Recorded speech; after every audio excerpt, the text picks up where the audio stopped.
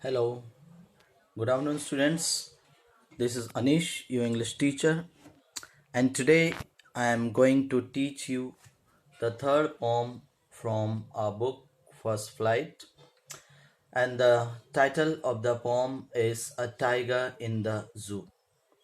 This poem has been written by Leslie Norris, and in this poem, the poet Leslie Norris contrasts the mental condition of the tiger which is living in the zoo to that which is moving outside in the forest or jungle. So as you can see on the screen, I have put the picture for you. There's a picture of zoo and some animals are caged in the zoo. You can see the tigers inside the zoo. So here the poet talks about the mental condition of the tiger. Therefore, he has given a very apt title to the poem, that is A Tiger in the Zoo. This is the short introduction about the poet Leslie Norris. He lived from 1921 till 2006, formerly a teacher, a headmaster, taught for many years literature and creative writing in American universities, and he wrote poetry since 1941 and published 11 collections. So the central idea of the poem, A Tiger in the Zoo by Leslie Norris. In this poem, the poet tries to depict the mental condition of a caged tiger. He compares the life of a tiger in the zoo with its life in its natural habitat. The poet conveys an important message that the wild animals should be in their natural habitat. Many often people or human beings bring them for their own reasons in their houses or put them in the cage. So, in the poem, the poet heightens the contrast between freedom and captivity. He very impressively shows us how love for freedom is the natural instinct of every living being. So, this is the first stanza of the poem for you. You can go through this. And he says, he stalks in his vivid stripes the few steps of his cage. So the poet here uses the word he for the tiger. So there is a personification, poetic device, you can say, used here. Personification when human attributes are given to the non-living things or object or animal, that is personification. So the poet says that he stalks, the tiger walks in his vivid stripe. Vivid means having deep bright color, especially I have mentioned for you orange or black color. So the tiger moves in its cage. He moves a few steps. Why a few steps? Because the cage is very small. His freedom is restricted to the cage. On pads of velvet quiet, and the tiger's paws are compared to the velvet fabric. So the paws of the tiger is very soft. So therefore the poet has compared it with velvet fabric, and again a poetic device, metaphor, is used here.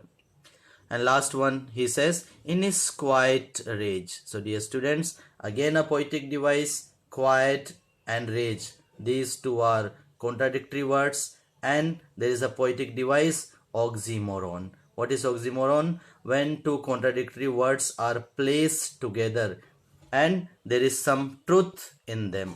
That is oxymoron. So I hope you have understood this stanza.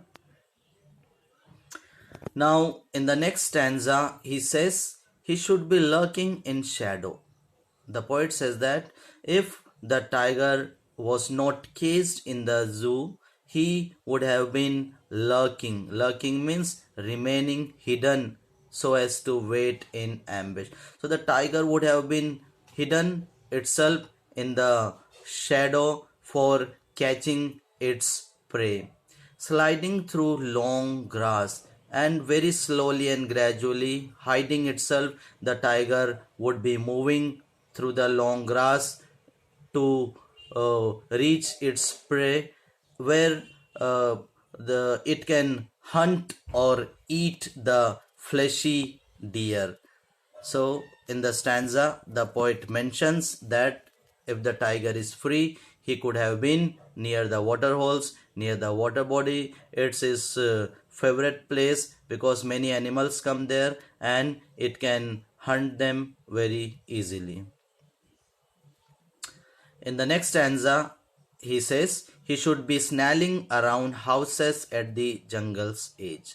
So, the tiger, if it was not caged here in the zoo, the tiger would have been moving very freely. The tiger would be snarling. Snarling means, already the meaning is given for you, making an angry warning sound, roaring, or a very very ferocious sound, you can say. So the tiger could be moving to the jungle and around the houses which are near the jungle, baring his white fangs, his claws, terrorizing the village. And the tiger would have been doing all this activity. He would be showing his white canine teeth, his ferocious claws, and he would be terrorizing the village, those who have gone near the territory of the tiger. Next stanza, he says that, but he is locked in a concrete cell. Yes, tiger has been locked here. He cannot do anything. He is helpless. His strength is behind bars. Means to say, he is helpless. He can't do anything. He can just stalk. Stalk means just take a small walk inside the cage because the place is so limited, and ignoring visitors. So the tiger is so much fed up of the guards, the watchmen, the authority, and even the visitors, the people, those who are buying the ticket and coming to see the tiger.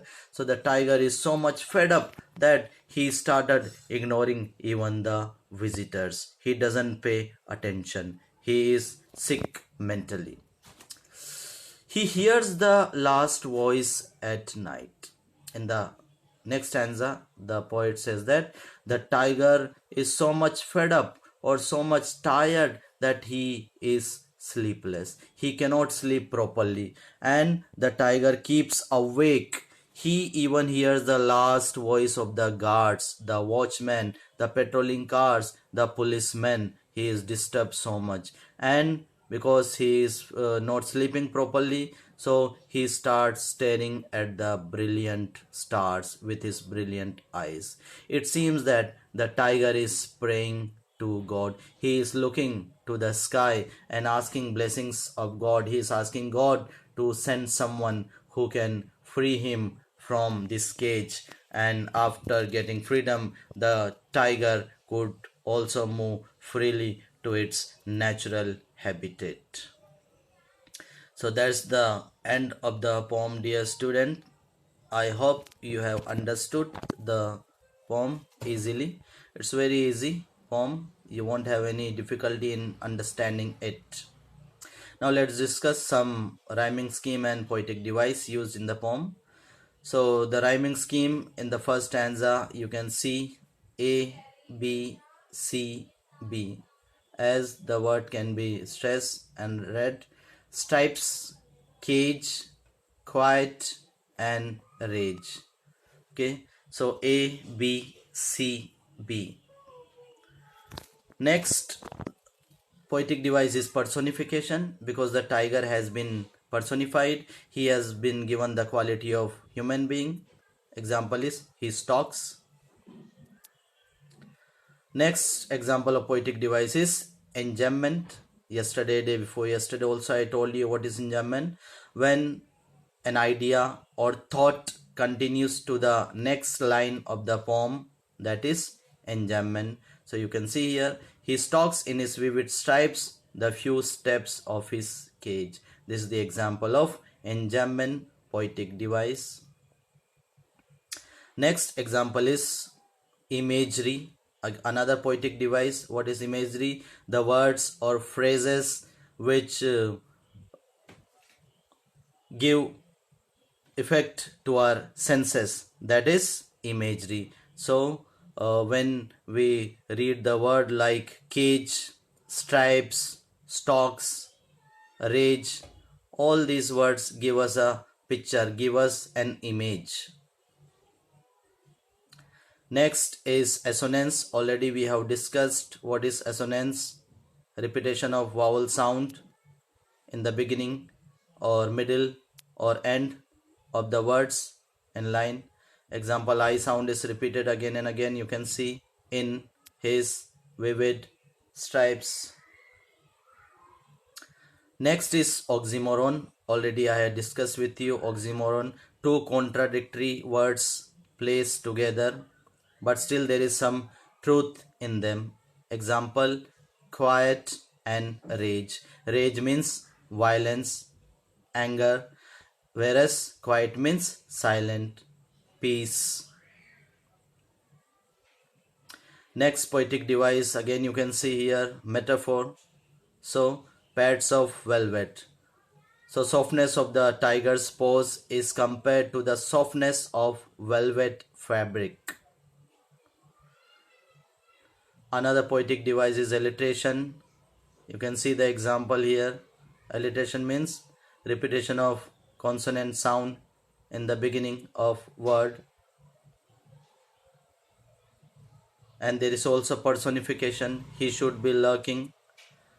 Example of alliteration is plump deer pass. It is already underlined for you.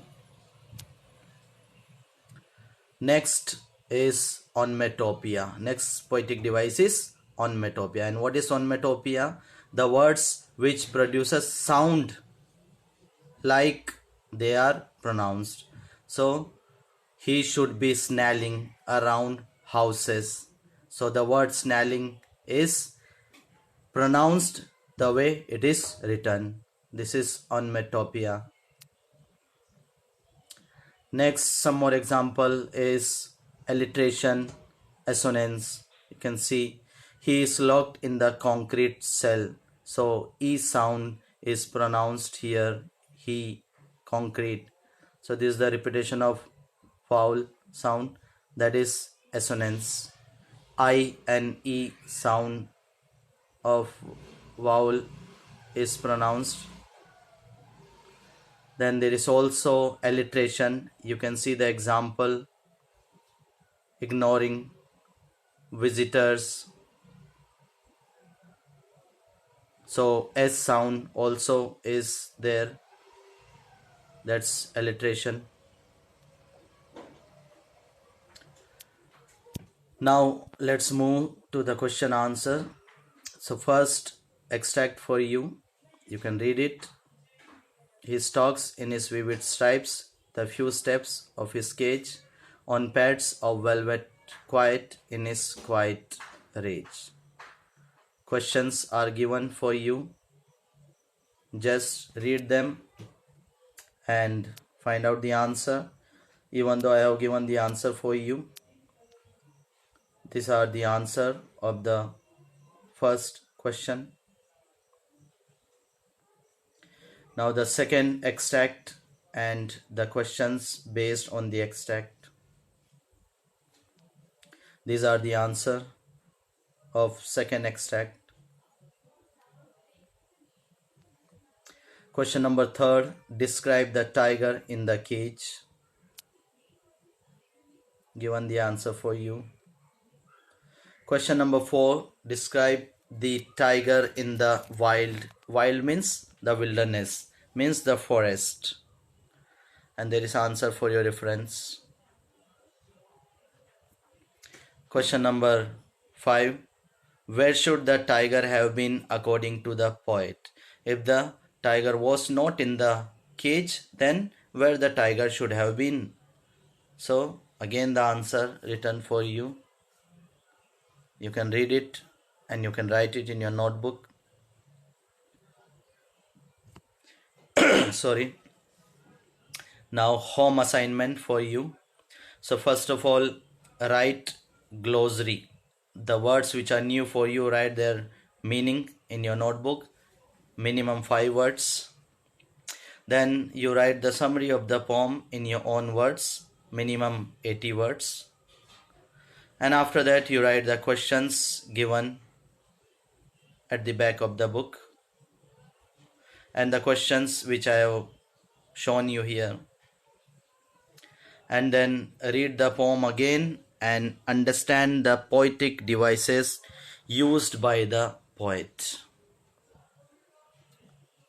So I hope you have understood the poem. Now for further videos, dear students, subscribe me and like the videos which I am making for you. It is very difficult, very hard work making video. It is more difficult than teaching in the classroom, because in the classroom it is live teaching, but here it is more troublesome work. So I hope you have liked the video. I hope you have understood the poem. Thank you and goodbye. Press